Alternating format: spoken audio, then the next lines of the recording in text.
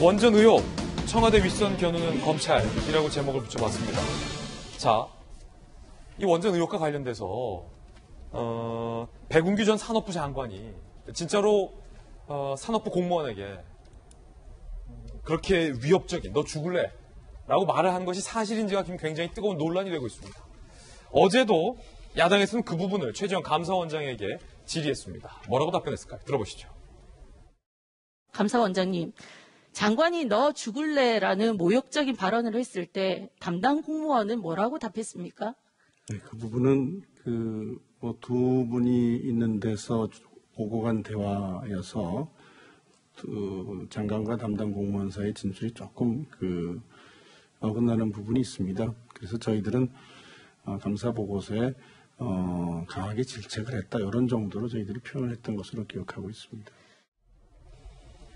야당의 김병민 비대위원 나왔는데 최재형 감사원장의 감사에 따르면 백운규 전 산업부 장관이 너 죽을래라고 과장에게 구체적으로 얘기했는지 여부는 확실치 않으나 산업부 장관이 산업부 공무원에 강하게 질책한 것은 사실이다라고 지금 인정을 한 부분인데 저 대목이 밑에 담당 공무원이 원전은 한 2년 정도 더 돌릴 수 있습니다라고 보고서를 가져가자 그걸 강하게 질책했다는 거예요 지금?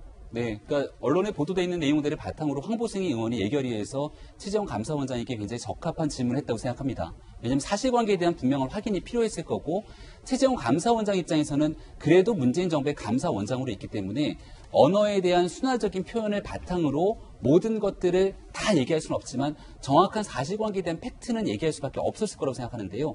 강한 질책이 있었다. 근데 그 질책에 대한 표현이 어느 정도 수위였는지는 얘기를 하지 않았습니다. 예. 왜냐하면 두 사람 간의 대화였기 때문에 한쪽만의 대화를 바탕으로 얘기할 수는 없다라는 표현을 썼기 때문에 장관과 공무원의 진술이 엇갈린다. 이렇게 엇갈릴 수 있다라는 거죠. 그렇다면 이제 남은 것은 이렇게 문제가 있다라고 지적을 했음에도 불구하고 경제성과 여러 가지 측면들을 모두 다 무시한 채 이 원전에 대해서 일방적인 조치를 취하게 만들었던 것이 사실이라면 여기에 대해서 수사가 불가피한 상황이겠죠. 감사원에서의 감사 결과 발표했을 때도 수사를 의뢰하거나 여기에 대해서 고발하진 않았습니다만 분명하게 문제가 있다고 검찰이 자료까지 협조했기 때문에 그래서 지금 검찰에서 관련된 부분들에 대한 수사가 면밀하게 진행이 되고 있는 것이고요. 아니 그런데 김병민 비대위원님 말씀 중에 제가 궁금해서 여쭙겠습니다. 그럼 장관이 공무원을 강하게 질책할 수도 있는 것 아닙니까? 강하게 질책할 수도 있는 것인데 여기에 대해서 단순하게 그냥 질책성 성격이 아니라 보도되어 있는 내용처럼 우리가 굉장히 듣기 어려울 정도의 수준으로 얘기를 했다는 것이 지금 보도되어 있는 내용이고요.